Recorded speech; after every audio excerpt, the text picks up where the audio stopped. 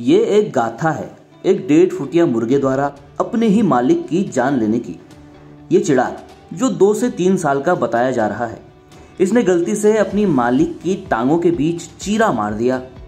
ये घटना है गोलापल्ली जिला जगतियाल तेलंगाना की, जहां मुर्गे ने आदमी को कुड़क कर दिया।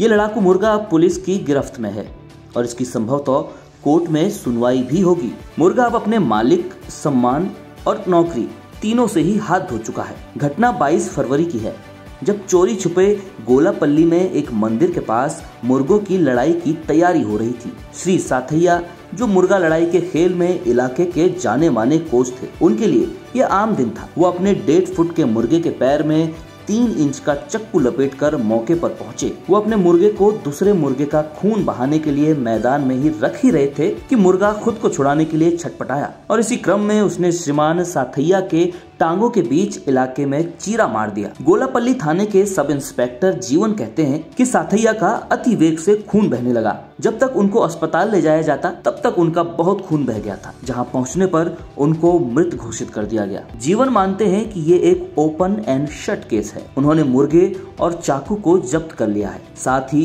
एहतियातन दोनों की फोटो भी ले ली है। उन्होंने कहा, हमने चिड़े को 1 दिन तक अपनी हिरासत में रखा, उसके बाद नजदीक के फार्म में स्थानांतरित कर दिया, जहां उसका ख्याल रखा जा रहा है। मुर्गे के फोटो कोर्ट में जमा कर दिए जाएंगे। अगर कोर्ट आदेश करेगा तो हम मुर्गे को प्रस्तुत करेंगे।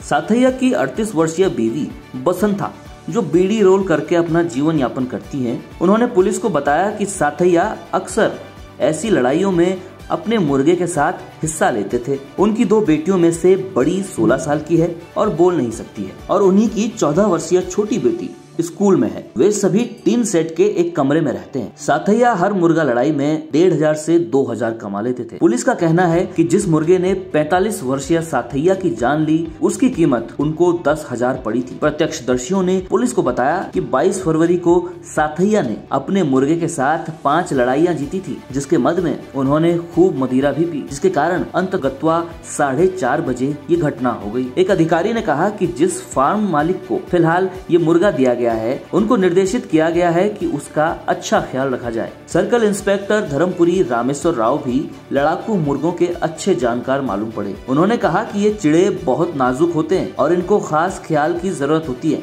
उन्होंने ये भी बताया कि इन लड़ाकू पक्षियों की स्पेशल डाइट होती है, जिसमें काजू, आधे पके झींगे की मीट मुख्य होते हैं। अगर ढंग से केयर नहीं की गई तो मुर्गे मर भी सकते हैं। हालांकि तेलंगाना में चिड़ा लड़ाई, मुर्गा लड़ाई गैर कानूनी है, पर फिर भी ये खुला राज है कि ये चोरी छुपाए पूरे राज्य में हो रही हैं और इन पर लाखों का सट्टा भी लग रहा है। इस वर्ष जनवरी में संक्रांति के मौके पर पुलिस ने कई रेड ऐसी जगहों पर मारी जहां मुर्गों की लड़ाई और उस पर सट्टेबाजी का खेल होता था। संक्रांति के वक्त आंध्र प्रदेश और तेलंगाना में अपने सबसे चटक मुर्गों को आगे करके फाइट में उतारा जाता है। ये मुर्गा लड़ाई बगीचों, खेतों के टेंटों और छप्परों के भीतर कहीं भी की जा सकती है। ये जगहें गुप्त होती हैं, सिर्फ मुर्गे का मालिक और सट्टेबाज ही सही लोकेशन जानते हैं। तो ये थी मुर्गे के खूनी खेल में चौपट हुई एक जिंदगी, गरीब आदमी के रोमांच और मौत की गाथा।